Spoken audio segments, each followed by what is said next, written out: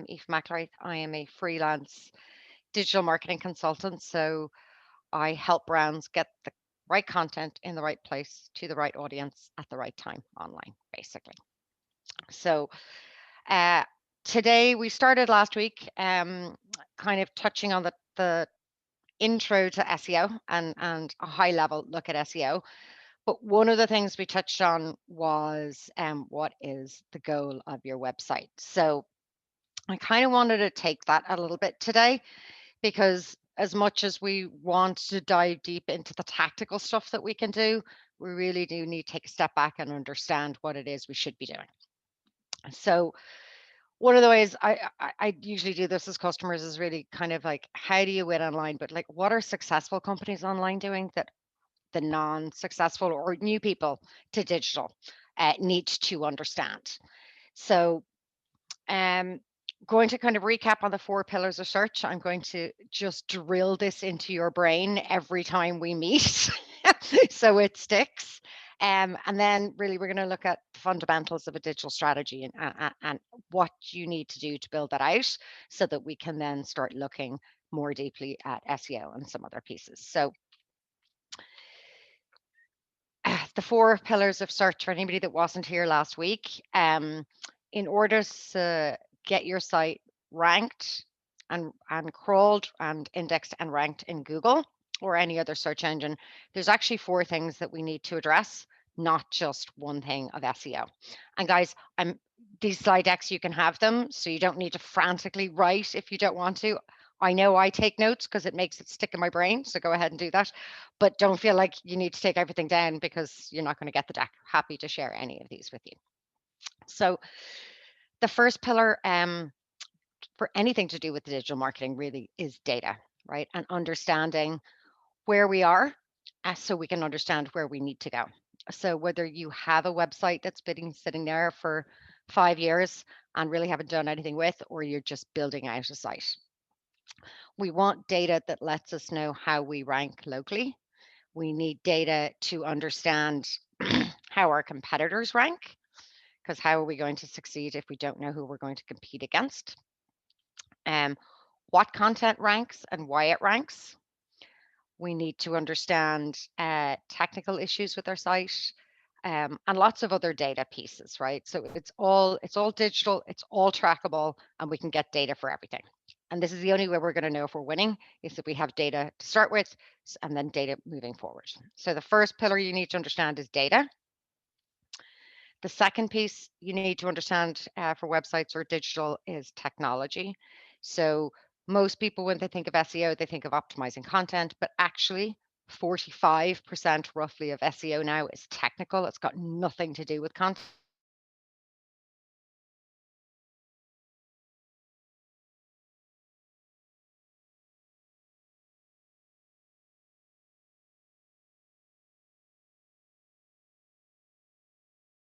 If you think about how you search yourself, you find something on your mobile and it takes so long to load, you click the back button, right? And you go and find another result.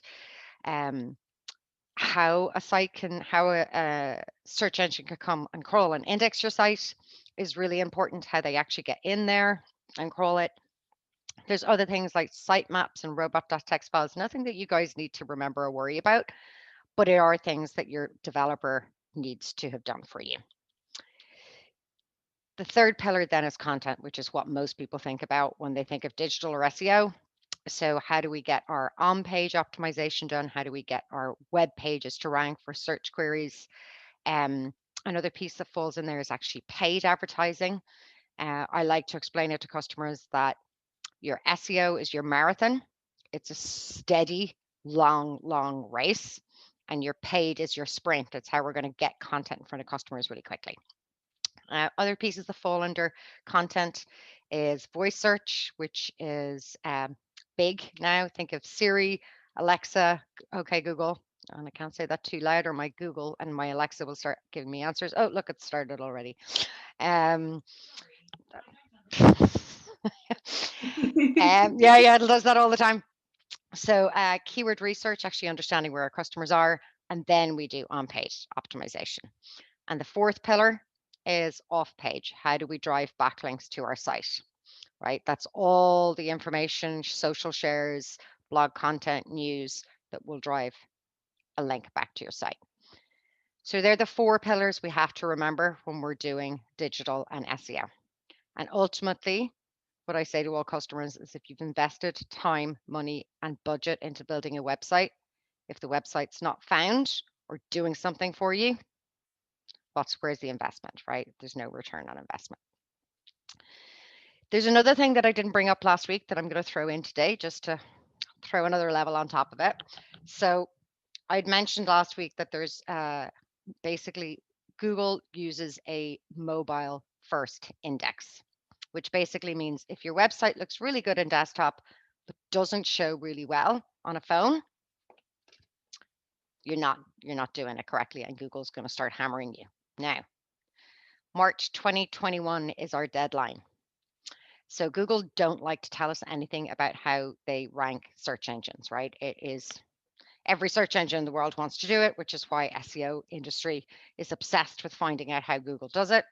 They have told us we now have till March 2021. They are moving to a mobile only index. So right now they have 2 indexes. They have a desktop index and a mobile index. But in March 2021, they are moving to mobile only index. So it does not matter how good your website is on desktop. If it does not work on mobile perfectly, you're done, right? That includes everything from comments, reviews, text, blogs, everything that sits on your website has to be a mobile friendly version. We do not care what it looks like on desktop, basically. It's 3 months, folks. Right? It's a bit scary, but we have 3 months to fix websites to be mobile friendly. So if you're ranking okay now, but your site still isn't optimized for mobile, you're going to start seeing decreases come March, right? And for the people that were on the site on the call last week, we have the 19th reference to a movie, and if you build it, they will come. And my question is like, if you build it, will they come? I don't know who was on the call last week, but thought about this. It is the key number one thing you need to do and define what is the goal of your website. Why do you have a website? What's it for? What's it going to do for you? Is it lead generation? Is that the number one thing you want to do? You have to define what the goal of the site is. But there's kind of a step before that. What is your brand? And this is the number one hardest thing for anybody and any company to do. But we can't really decide what the goal of the website is if the look at the feel of the site doesn't have a brand attached to it. So really need to think about brand, brand value. If you can see the image there, it really is thinking about what are your products, what is your experience, and what is your brand, and then your value prop sits in the middle of all of those, right? And when I say about brand, it's one thing just to design a lovely logo and go, this is my brand. That's not what I mean by brand. What I mean by brand is brand values. What does your brand stand for beyond just a logo and a tagline? So you have to define your brand values. You have to stick to them. And this is something I explain to all of my clients. It is the hardest thing to do. But once you've done it, if you've built your brand, you've defined your brand values, and you stick to them, business decisions actually become easier. Because if you want to do something for your business and somebody says, oh, you should have this product or this service, or you should be doing this, if you literally go back and look at your brand values and go, is what I'm being asked to do or what I'm thinking about doing next, does it actually marry to my brand values? If it doesn't, it can become a very easy business decision to say, actually, no, we shouldn't do that. Because it's going off the value of our brand and it's going off the value proposition of our brand. That is the hardest thing to do for any company, I think. It really sit down and do that. But it does make the rest of it easier to build a digital strategy, to build a website that has a goal, because you know what your brand is supposed to be doing and you have decisions and brand values. couple of steps while you think about building that out if you haven't already, because most people think about brand and they had a logo built and they're going, oh, I have a brand, right? Um, 4 steps to looking at that is discovering what matters, right, to you, um, discover what matters to your customers, and know what your competitors are doing and what their brand values are. Stand for something, and as I was saying, stay consistent, right? Write down what your top 5 brand values are and stay consistent to them.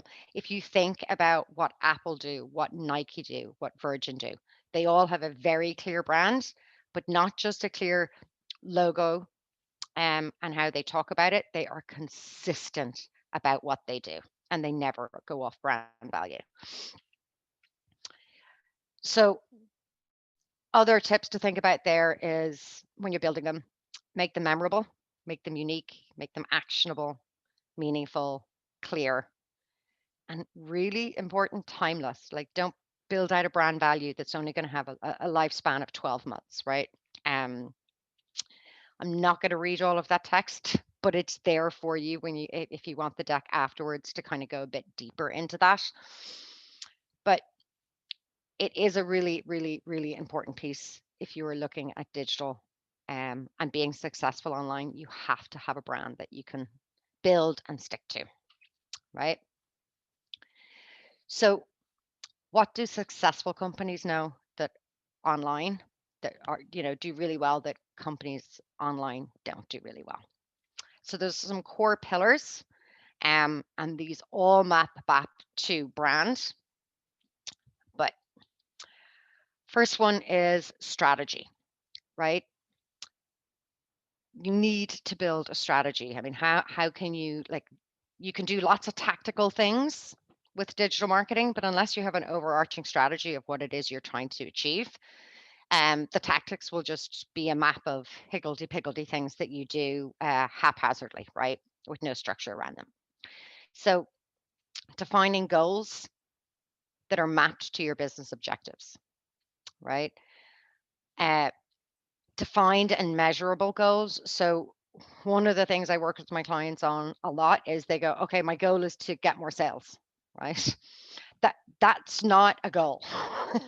And it's not a measurable goal, right? So what would be more of a measurable goal if you're looking to increase sales is, I want to increase traffic on my website by 50% in 6 months that brings me X amount of new leads. That's measurable, right? Just putting down new sales isn't going to be measurable. So defining what those goals are, mapped to the business goals, putting KPIs against them, because again, it's digital, guys. We can measure everything. So let's put some goals together that can be measured. You can have different levels of key performance indicators and around those. So once you understand what your strategy is, then you can start mapping tactics to achieve that strategy. All successful companies that do digital well know exactly what their digital strategy is. They're not just churning out campaigns left, right, and center. They have very specific strategies around what they're doing, right? Customers. Know who your customers are. And I know that sounds really obvious, but if you don't have a persona built for your customers, how do you know how to target them if you don't actually know who your buyer is?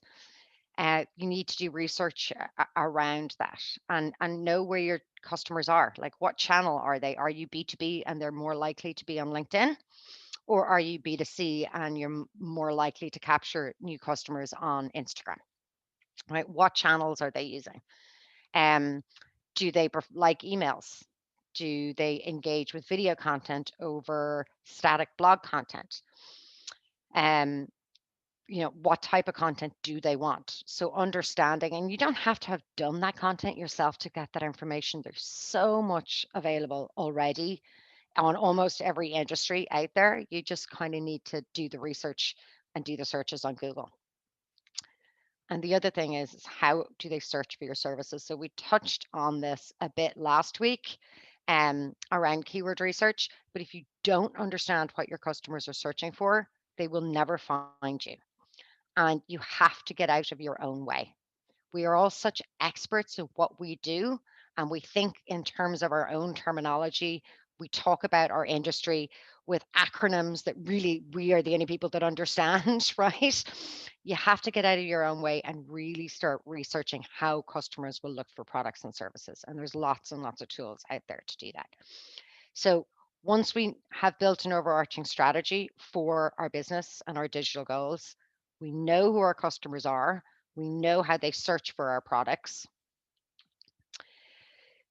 Then we kind of, as I said, need to go a bit deeper into that research. So if we know that Instagram is going to be where our potential new customers are because we're a beauty brand and we're going to sell through Instagram. But how does Instagram perform? Like, what's the average ad click on Instagram for our products? What's the average on LinkedIn?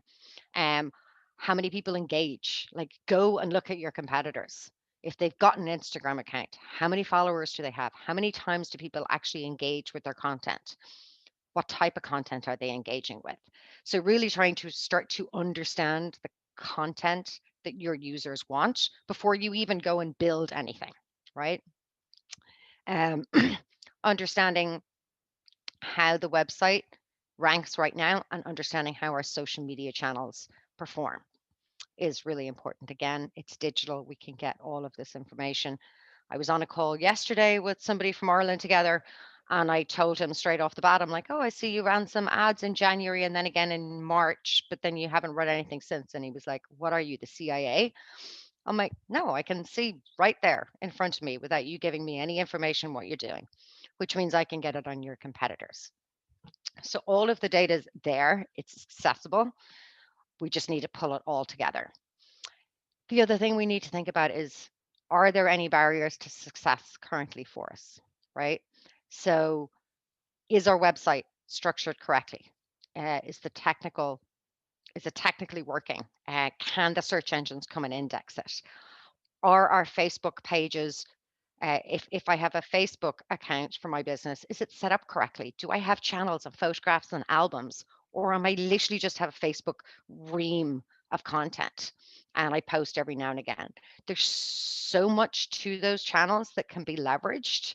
Um, but you have to really look at how do you use them best, not just throw up content and hope that it will engage. So what are the barriers there? Again, it's data. We have tons of data we can use to find out and get rid of any barriers. What tools do I need? Right? Free and paid tools. So if you're going to do social media marketing and content marketing, what tools can I use to schedule that? Right? I'm not going to sit down and every morning try and figure out what I'm going to post on social media. You can have a content calendar. You can use a HubSpot. I can see Louise laughing.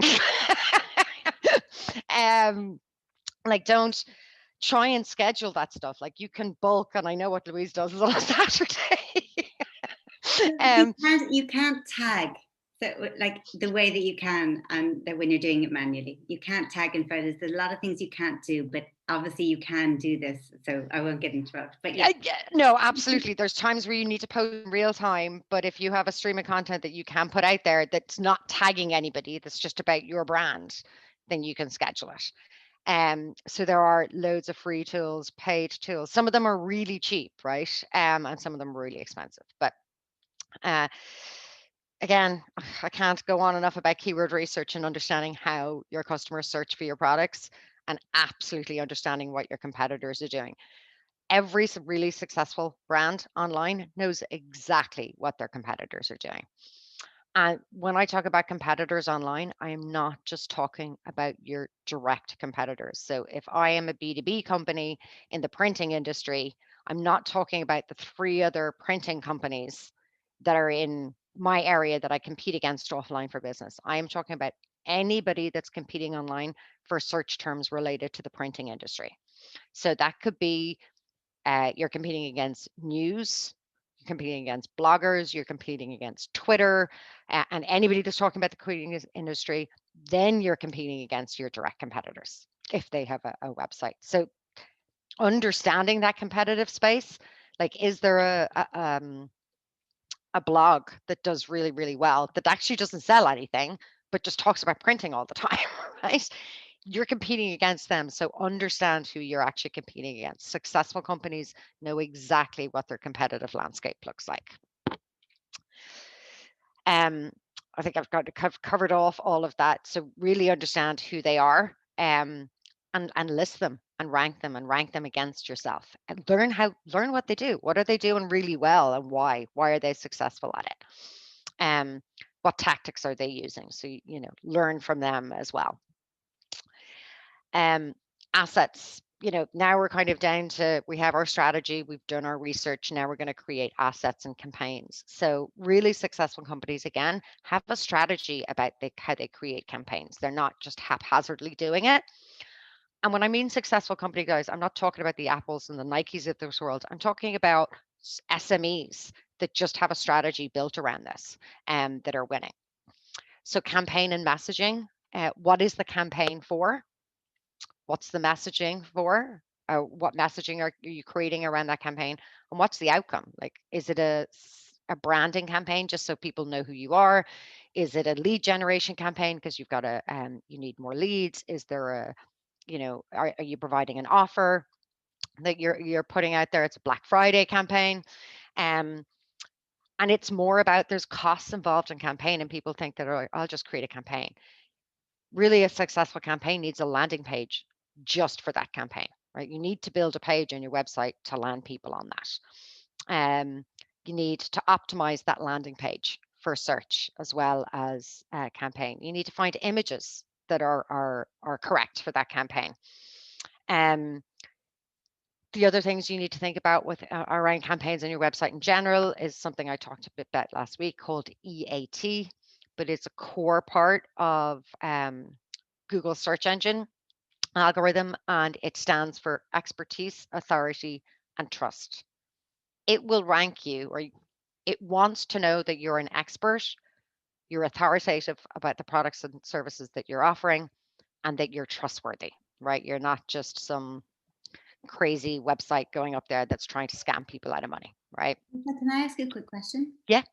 When you create, so say if you're using HubSpot or a third-party tool, and they all have these landing page options, I've always been against creating those because they're not actually pages on your website. And what would your opinion be on that? Absolutely agree. Okay. The landing page needs to be a page on your own domain. Thank you. Right.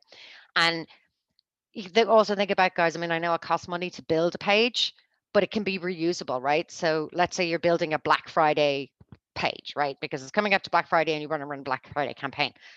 Next Black Friday, you have that page. We can kind of cloak it for the rest of the year, and it, Google doesn't see it there. And then next Black Friday, you go in and go, oh, I already have that page. I just need to change the text and maybe change out an image. So that's what I mean by reusable campaigns as well. You can reuse landing pages for campaigns.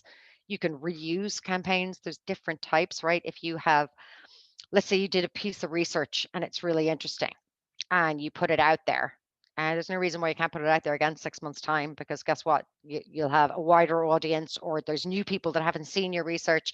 So you can reuse assets and research a lot. And then you'll have one-off campaigns, right? But do think about when you're building a campaign, what type of campaign is it? Can I reuse it? Are there any assets that I can repurpose for later on, which makes the cost of doing it a lot more applicable? And data, said it 20 times, I'll send it 20 more. Data, it's all digital. We can track everything, right? You need to have platforms where you can track what's going on.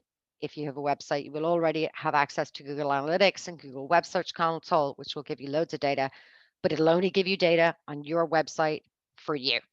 It will not give you information on what your competitors are doing. So again, there's lots of tools out there. I can give you guys a 7-day free access to one called SEMrush, which will literally give you all of this data by just plugging in your website name, right?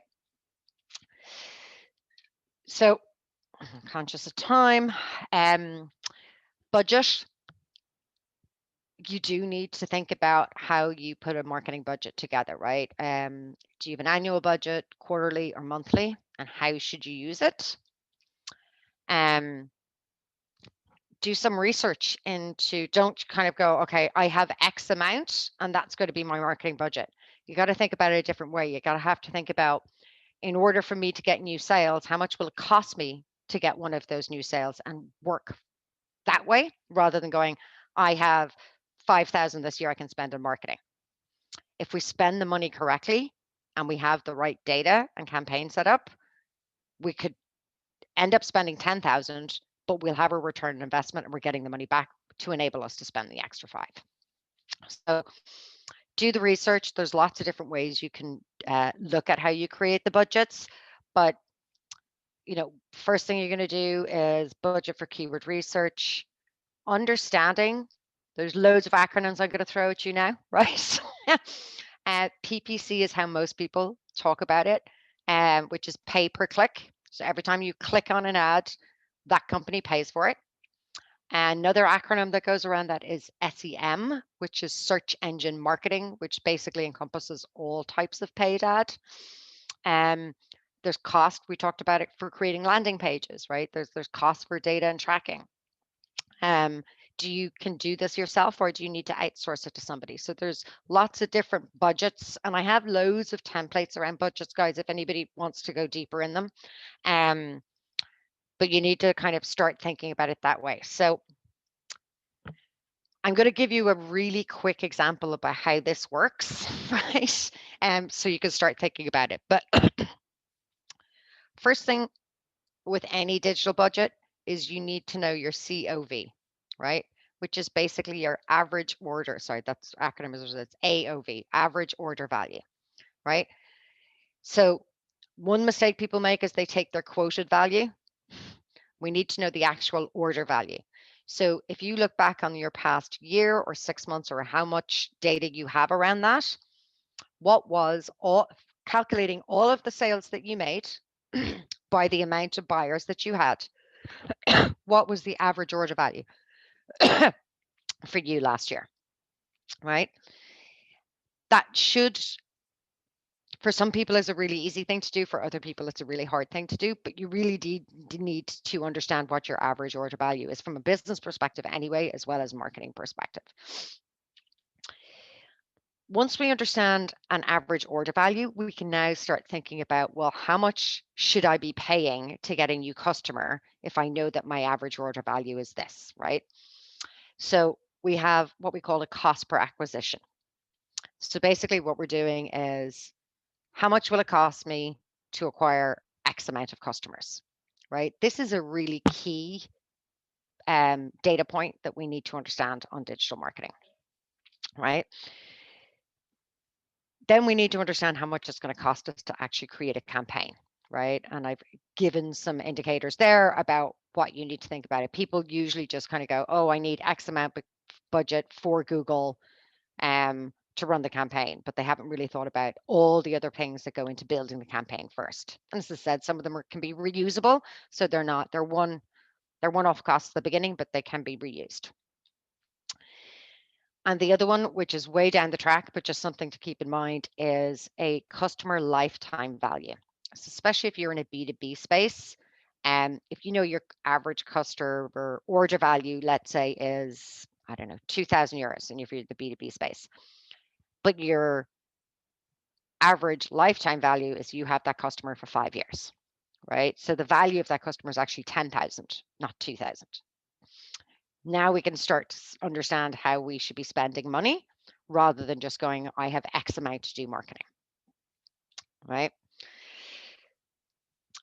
So for cost per acquisition, that data point or KPI that we can use, you can use it for paid advertising, affiliate, display, social media, content marketing, and can also be used for things like email and SEO, where people think that there isn't a campaign or a cost per acquisition to it, but there is, because it costs you to do SEO.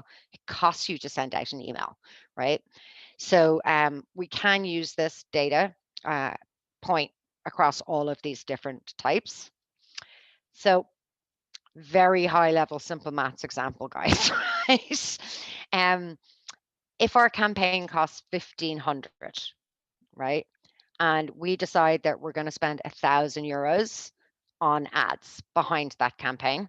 So our total cost of the campaign is going to be 2,500. The number of leads that we might get from that campaign might be 40, right? And the amount of people that we'll genuinely convert if we 40 leads, and if we actually convert 5 customers to paid customers on that, right? So our cost per acquisition is simply the 2,500 divided by the 5, which gives you €200 to get a new customer, right? So now we can start setting budgets. How many customers, new customers, do you want in the next quarter, or do you need in the next quarter, right? If we look at 200 to get one new customer, but our average order value is 2,000, that starts to make sense, right? If our lifetime customer value is 10,000, spending 200 to get them probably seems like a pretty good investment. And guys, these are just general figures, right? It's just to kind of give you an idea about how you do this. If you wanted to look at SEO, and remember I said, and I've talked about it before, SEO is a long-term marathon and paid is the sprint. If we look at how much it actually will cost us to acquire a customer on SEO, by the time we do our keyword research and our on-page optimization, and I put in reviews there because it'll never be right on the first time. Project management is something people leave out all the time, and they keep coming back and asking me, why does it cost so much to get this stuff done? And you want to track all of your results. So on average, and this is like 20 years of doing this, I can tell you this is basically how much it should cost you to build a page properly, right? So if our per page cost for a really good campaign is going to cost us €233, but we get in the first year, we get 50 leads on that page, and we convert 5, kind of the same as we would with the paid. Our cost per acquisition is €44.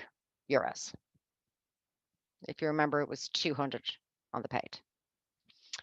And if that page stays live and we reuse that campaign the next year and we get another 5 leads, all of a sudden our cost per acquisition to get a new client for €2,000 for our average order value is now €22. So you see how the long term, it seems more expensive to pay for it now, but long term, the results actually, the ROI is better. I'm going to stop there for a second and ask you guys if you have any questions, because that's very high level, but I want to give you some indication about how this works.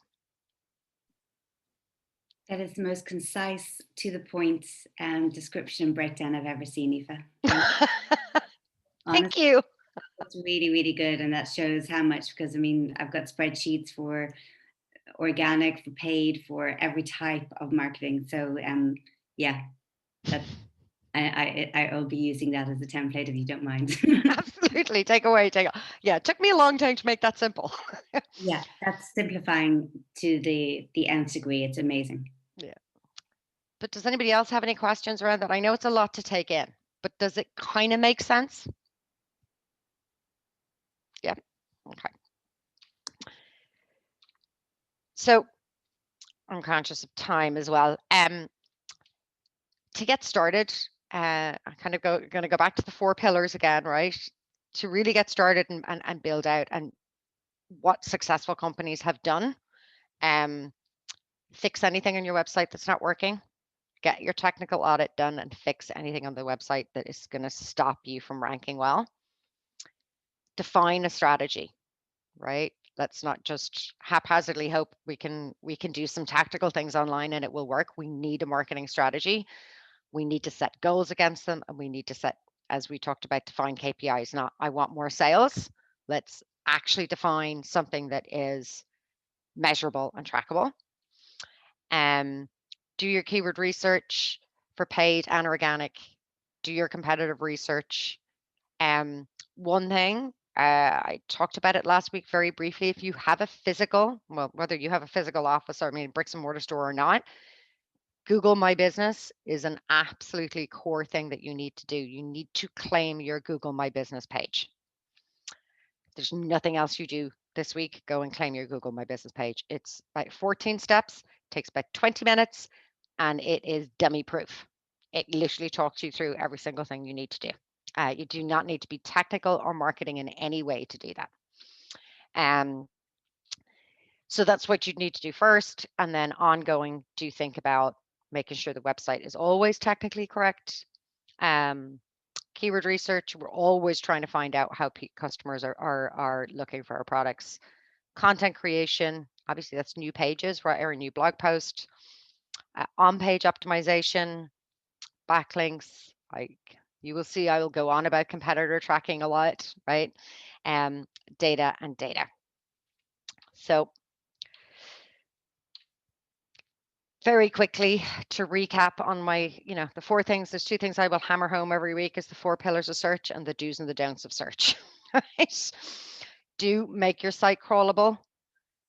Always write content for a user and never a search engine. Never try and fool them. Their algorithm's way too sophisticated.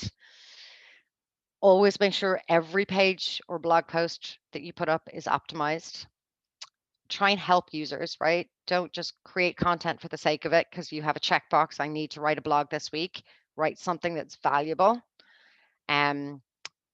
Valuable that shows your expertise, your authority, and that people will trust you. Validate your Google business. I've said it. Don't do things like auto-generate content or scrape content from another website and plonk it on yours. Use link farms, or basically buy links from people that are offering to sell you links to your site. Don't do that. I do some of that on the side, but I only do it with people that I am know that they know what they're doing. Do not let anybody, don't ever buy a link through somebody random. Create content that's not indexable. So what I mean by that is do stupid things like put white text on a white background so users can't see it, but you think the search engine will. Doesn't work. One thing, I don't think I mentioned it last week. If you have images on your website, don't have the text on the image ever. Image is an image, text at the bottom. Because if you put text, like if you have, let's say, a Black Friday sale and you put 20% off scraped across the image and you put the image somewhere, Google doesn't see 20% off because it's embedded in the image. It just sees an image, right? Unless you put content, like live content on the image, then it's readable. You can have a text overlay on the image, yes. But if you create an image with the text in it and then PDF it or JPEG it, it can't read it. So best practice is just never put text in the image. You can overlay the text, as Louise said, or put it at the bottom, right? So if anybody double checking because I've overlaid text over my entire website. So if that isn't the case, then I'm in trouble again.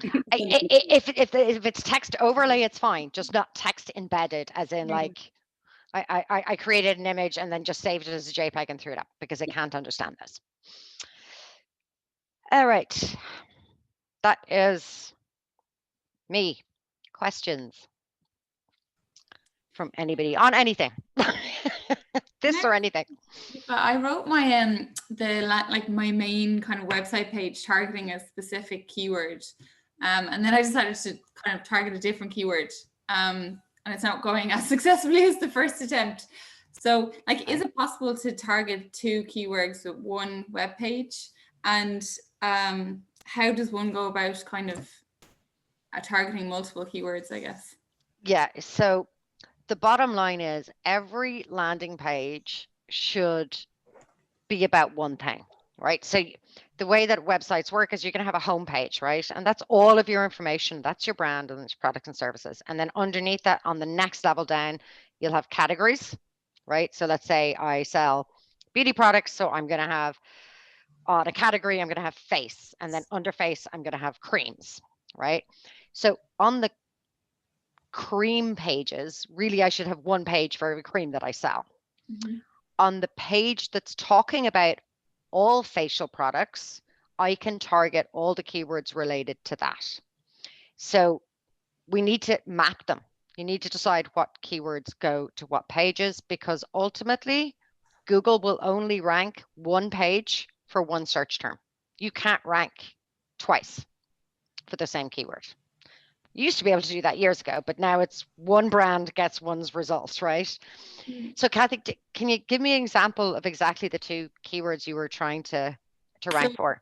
The first one was career coach, right? So my website is called Career Coach Me. So like the URL is linked to it. So it ranks quite well for career coach, but the problem is the search like volume for it is much lower than career guidance. Yes. So part of the problem is there's a lot more competition for career guidance. So the web pages that rank highly have a lot more backlinks than I do. But yeah, I guess I'm just confused about how to start also targeting career guidance as a keyword.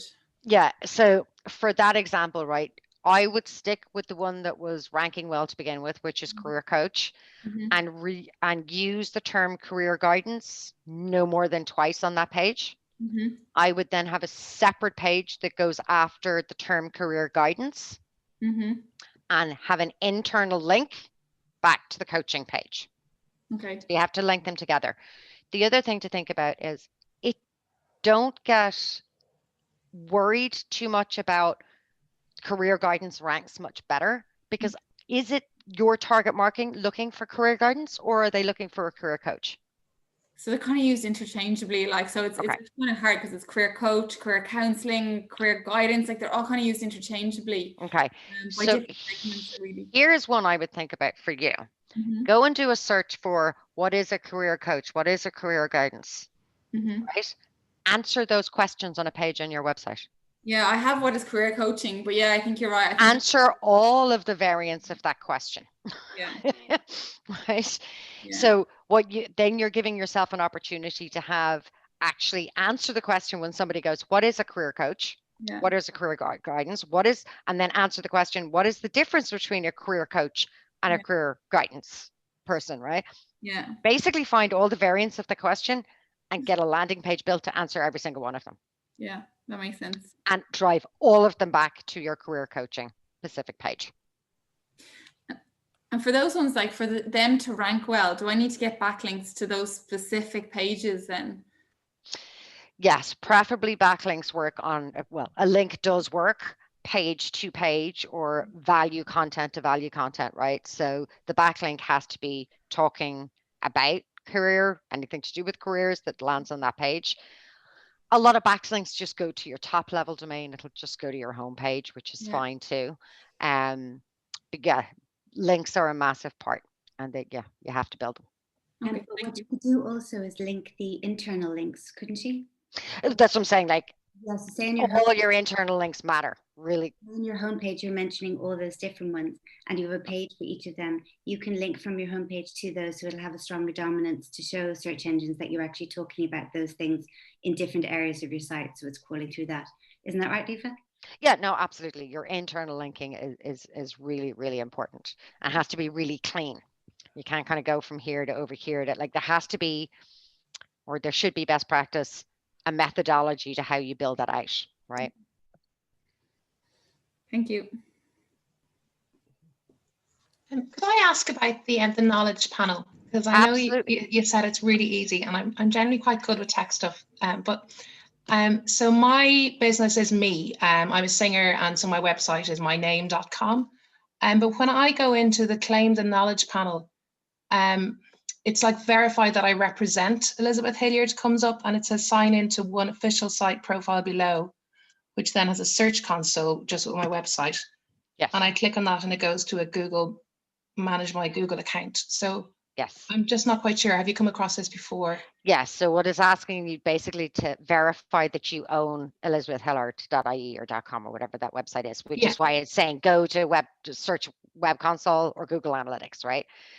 So if you're already signed in on Chrome as the user that is assigned to Google Search Console, it should let you do that immediately. So if I go and do it, because I'm doing it through Opera, so I could try doing this on Google Chrome. Do it on Chrome. No, absolutely. Yeah, okay, perfect.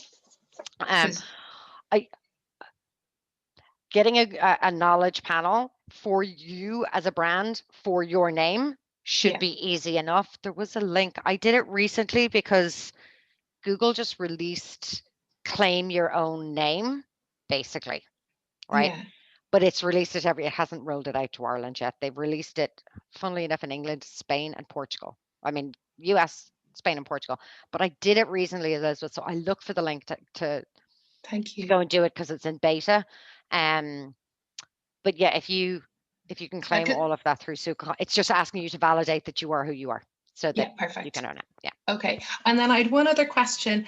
I'm not quite sure if I understood you correctly last week about the one of the things in the technical audit, if you have landing pages on your site that don't link from your homepage, that would be like a no-no. Because I think I've two. I did a Find Your Voice campaign, which was like I just did YouTube videos, and I did the first 4. They linked to a page where I gave them the lyrics sheet, but the 5th one linked to a page where if they wanted all the lyrics to all the songs, they would have to email me, so they'd have to put in their Google. It was a Google form on my website. And it was just so I could get what email addresses, but like you couldn't find that page unless you got the link from the YouTube video. Right. Okay. So look, that's fine if you've only ever built that page specifically for the campaign on the YouTube videos, right? Yeah. But I wouldn't leave. So having pages on your site, which are basically I'm not saying they're not indexable, because if they're on your site, Google will find them. Oh yeah. Right. So if it finds them and somebody, let's say randomly, somebody searches something, they find that page, they land on it, and then they can't go anywhere else. Oh yeah, they can go anywhere. Like it's like I have the same menu across all the pages on my website, so they can get to anywhere on my website for that page. Yeah, I wouldn't worry too much about that. It's a campaign landing page. Yeah. Okay. It's perfect. Yeah, you don't necessarily want people to navigate directly to that, so that's fine. No. Don't worry about it. That's great. Thank you. Hi, Aoife. Hi, Donald. Yeah, thanks for that. It was really interesting. I just have a question from last week, and it was regarding the inbound email address that you use, if it's like hello@website.com or inquiries@website.com. And I just didn't fully understand. Were you guys saying that will over time become like less valuable, or was there an issue with that you have to change that over time? Yeah, it's not really an issue. It's more to do with, once you have a form on any public domain, you end up in a spam email account database somewhere. Yeah. Right. Yeah. So it's more a case of, if you don't want to, the longer it's there, the more spam database you end up with, the more crap you're going to get in your leads gen email address. So it's more a case of like, once you kind of get to the point where you're getting more crap into that email address than you want, that's when you just go and change the email address from hello at I don't know. Yeah. We're here to help at whatever it is, right? That's more to do with just getting out of crap email. Yeah. No, that's great. Yeah. Okay, thanks very much. Hi, Aoife, super presentation. Can I ask you a quick question on landing pages? So say you're using HubSpot and you're building, your website's built in HubSpot, and then you create landing pages for campaigns. And they would have the domain name of the company, but they're not obviously visible on the website, if you want to say the main website. So, and when you generally have those landing pages set up, they're kind of ideas to bring somebody there, but not to bring them somewhere else. So should then you have a link at the bottom that brings them back into the website after they've done what you've done, or what would your thoughts be on that? Yeah, absolutely right. I mean, if you're using a building platform like HubSpot or Foursquare or like Shopify, right? They all have the ability to build those campaigns. They'll build you out a landing page. Again, it really depends on what you want the campaign to do. If the goal of the landing page is an email sign up, you kind of have the information you want, right? Chances are they're going to just get out of that. But I would always give the user the ability to go to a page on your website that's relevant to what you've just kind of tried to sell them. Yeah. With the link, right? For more information, click here. We don't say that anymore, but more information available here, right? And then you drive them to a specific other landing page with more information. Yeah. Okay. Thank you.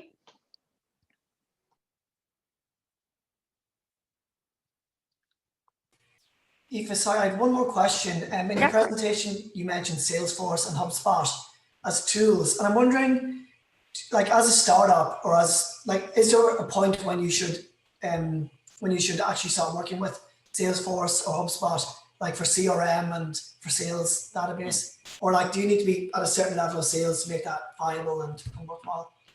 Well, I wouldn't go near Salesforce unless you're an enterprise level company, because it's just outrageously expensive. But look, it completely depends on how many sales leads you need as a company, right? If 4 sales leads is all you need a year to meet your targets and goals, then you don't need a customer management solution software platform. If you're more commercially based and your goal is, volume sales, whether it's e-commerce or something, then you need to nurture whatever leads you can find, and that's where you probably would look at a customer management solution software. HubSpot's a great one, right? Yeah, it's entry level. It's really, their UX is really clean. It's easy to use. You can create campaigns. You can schedule the social media. It's a really good SME based platform. I can see Mary agreeing. I don't know if Mary or Louise have any other ones that they use with clients or anything. Yeah, so HubSpot, I actually recommend they do startup packages where it's free for a year. Oh, brilliant. And you pay 90% for the second year. But the only thing I'd be cautious of is that once you get to year 3, if you're using all of the different functions, like the social media marketing tools, like each of those, it can go ramp up to $5,000 a month very quickly. Okay. That's how they hook you in, right? They offer these all free for startups. It's wonderful. Yeah. And the challenge is that all of your data is then captured, all of your sales leads, all of your marketing functions, all your past history, all of your analytics, all of your social media posts are all built into that one system. Yeah. So it's just making sure that you keep all of them also in your own files. So I always have, you can download them, but it's very hard to upload into a different system. Migrating systems is one of the most pain in the ass systems, excuse my language, but ever, because you have built everything in years in a certain function. Every system is different. So the first one I always recommend is HubSpot, and I've used a lot of them, like Marketo. I've actually had companies where they try to go down the cheap option and it ends up costing more. They'll go with the cheaper, like NetSuite, or they'll do Marketo, or they'll do something else, but it wasn't right for them in the first place, and they end up spending more money trying to transfer it over. Yeah, that's great. Thanks for that. And HubSpot has an amazing amount of content and templates, and like, it's the amount of stuff you can get for free with them, regardless whether you've signed up. But like, literally just Google, like, marketing budget, digital marketing budget template. The first thing that'll come up, I'm sure, is a HubSpot template. They're phenomenal. Like, you can actually learn the entire thing if you have the patience through all of their sheets. Like, it's phenomenal. I actually use some templates for mapping different processes and systems. I actually use that in some presentations for clients. I'm just like, this isn't mine, it's HubSpot, but there's no one who does it any better. Yeah. Simplified versions just to understand it. Yeah. There's no point reinventing the wheel if somebody else has already built it. I use about 20 different HubSpot templates because I was like, hey, somebody's already put the formulas into Excel. I don't have to do it. And I'm brutal at pivot tables.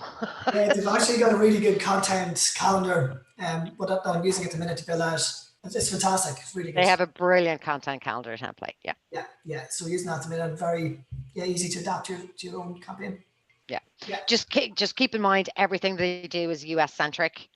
So like, yes. And they have brilliant like content calendar templates, and they'll have like, I think I managed to download a list of like what's on 365 days a year, which is a brilliant template because you never have to think about what you're going to post on social media. It's like, oh, look, something international, something day today.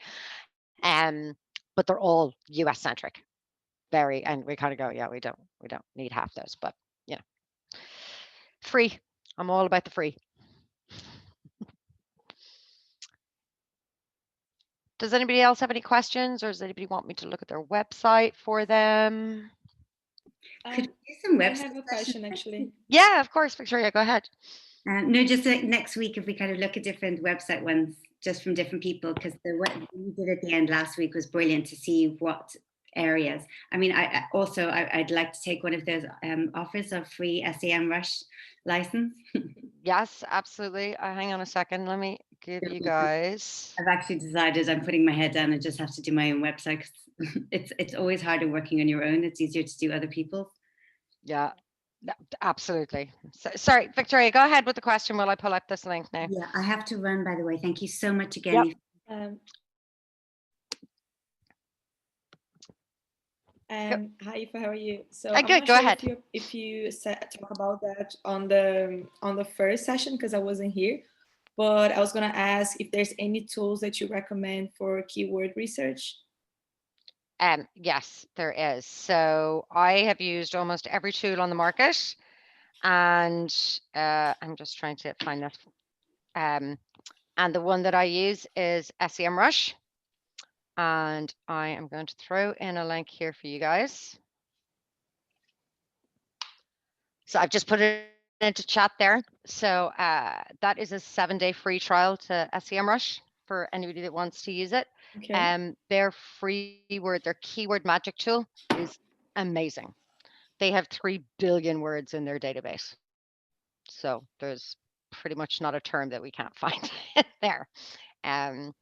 So I've been working with SEMrush really closely for about 5 or 6 years. I'm actually an affiliate with them now. So I used to use Searchmetrics, AOIFE, Bright Edge, all of them, and I dumped them all, and I only use this one now because everything I need is in the one platform. Yeah. So I will do a session just on keyword research, guys, as well. I think Just about doing that in keywords, about okay. 2 weeks' time. Literally how to do keyword research, and we'll do some live keyword research so you guys can know how to use them. All right, we're at the top of the hour. Does anybody else have any other questions? Okay. Nope. Perfect. Well, thanks a million, guys. Happy Friday. Thanks, Aoife. Thanks so much. That was great. Thank you so much. All Thank you so right. much. It was brilliant. Thanks. Bye. Brilliant. Bye. Bye, See you guys. guys. See ya.